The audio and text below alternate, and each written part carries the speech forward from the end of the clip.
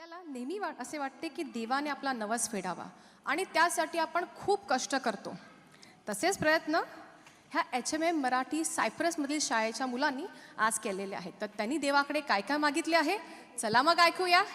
टाळाच्या गजरा प्लीज त्यांचं स्वागत करा. थँक्यू.